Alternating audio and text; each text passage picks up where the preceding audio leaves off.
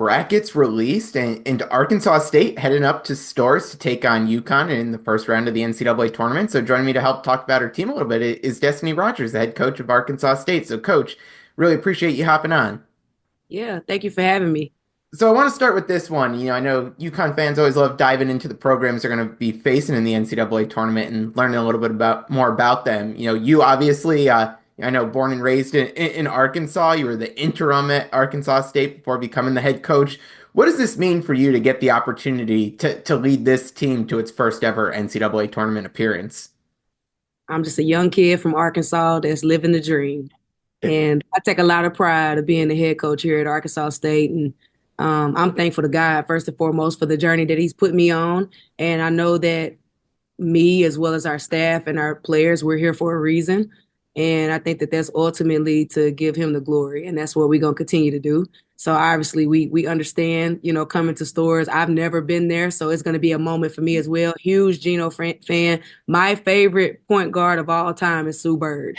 So grew up watching her play, had a jersey that I wore to school, wore it so much it had a hole in it. Um, so I'm super excited for the opportunity. However, for us, it is a business trip, Mhm. and we believe in what we do. We've been betted against all year long, so we're gonna do what we do, and we're gonna have a lot of fun doing it. Yeah, one thing as I was reading up on your roster and team that I found really interesting is that you really hit the portal hard in the offseason, brought in nine new players through the portal. Take me through a little bit how the portal has helped your team this year and kind of your strategy in going into it.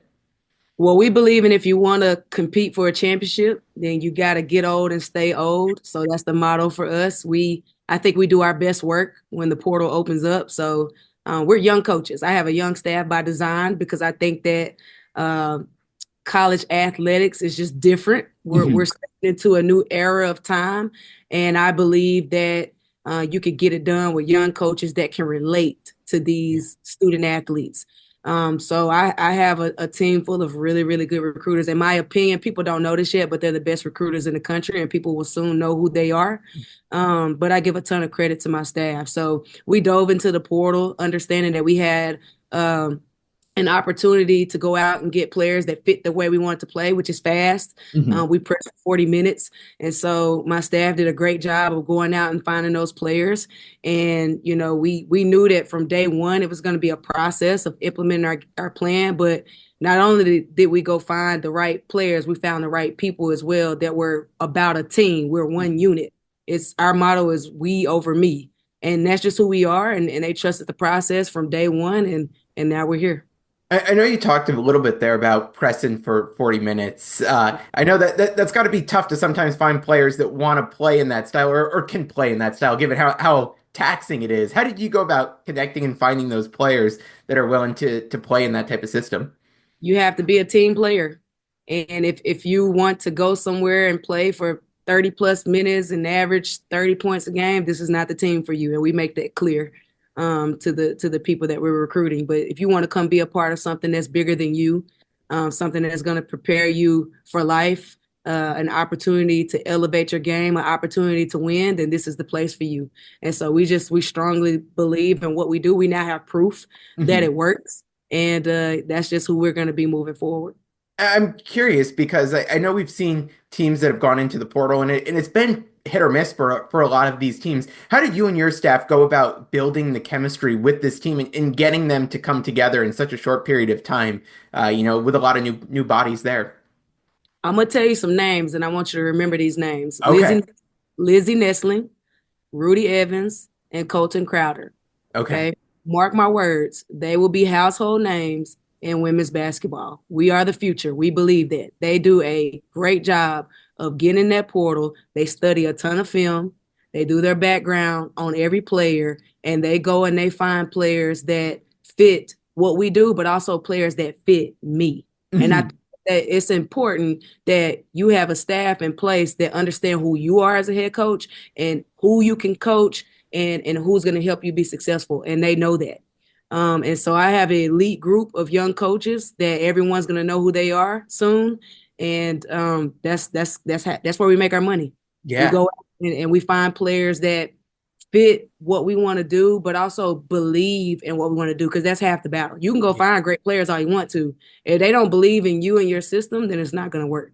Yeah. How did you get those players to mesh it and get that chemistry on the court in such a kind of a quick period of time, bringing in all these new players? It's a non-negotiable here. Yeah. We make that clear from day one that we're about the team. We're going to work extremely hard. We're going to do things the right way, and that's important to us because we truly believe that that's how you win. Mhm. That's ingredients for success. You could talk about it all day, but you have to implement that, and you have to put those plans to action, and that's what we do here. Looking to add some local flavor to your lineup? Martin Rosals is the MVP of your game day spread and a slam dunk for any occasion. Proudly made in hard-hitting New Britain, their famous kielbasa and hot dogs have been a fan favorite for over 96 years. You can find their products in grocery stores across the state or have them delivered directly to your home court, coast to coast, via martinrosal.com. Take your taste buds to the championship and go support a UConn fan-owned business. For UConn fans who might be kind of tuning in and seeing your team for the first time, I know you mentioned the 40 minutes of pressure, but just tell us a little bit more about the style of play out of your team that you expect from them night in and night out. And so we play really fast offensively as well. So our key is we're going to press you. We're going to try to rush you into some things. We pride ourselves on our defense. The way that we get to our offense is we get stops.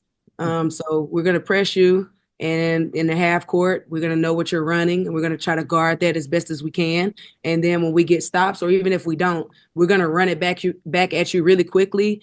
We have offense that we rely on, but we shoot a ton of threes. We try to get up 30 to 43 is a game. And Okay. so now we're leading the country in 3-point makes per game. And I think we're leading the country in attempts. So you're gonna see a team that's gonna shoot a ton of threes and gonna play really fast. I think that the way that we play is exciting to watch. Give us the name of a few of your players that UConn fans kind of have their eyes on as they're thinking about your team coming into town. Well, we're 10 deep. And if you look at our stats, we don't have a star player that just sticks out because any given night it could be anybody. Hmm. Uh, but a couple names I'll give you. Chrislyn Rose is our point guard. She is a sophomore. She was the MVP of our tournament. Really good player. Zion Shannon, another really good player.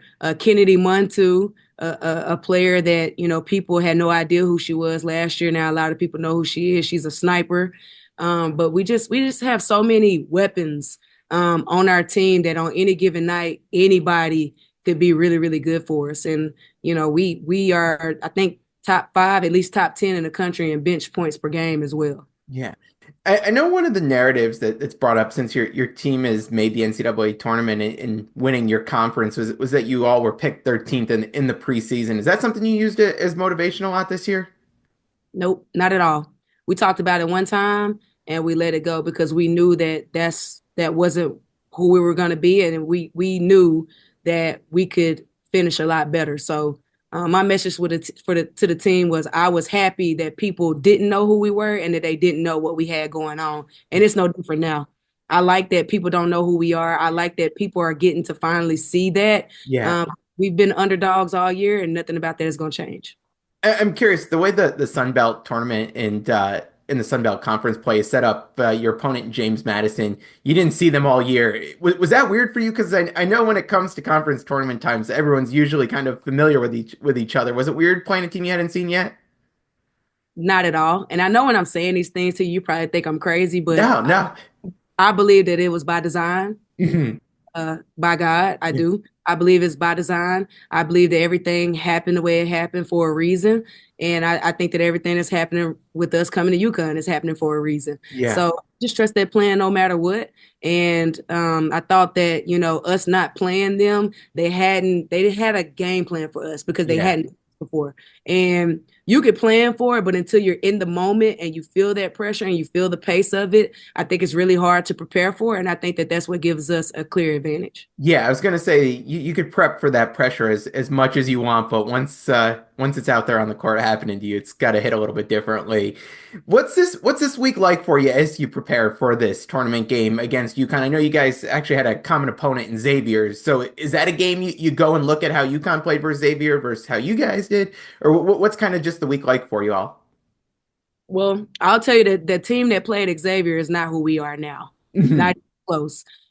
So for us, it's about trying to be the best version of ourselves, and just practice this week is gonna look like the same as it's always looked. We practice really hard to prepare for games, and so obviously now we know who we're playing. So now we'll start to prep for UConn and things that they do, but also we want to continue to try to sharpen up what we do as well.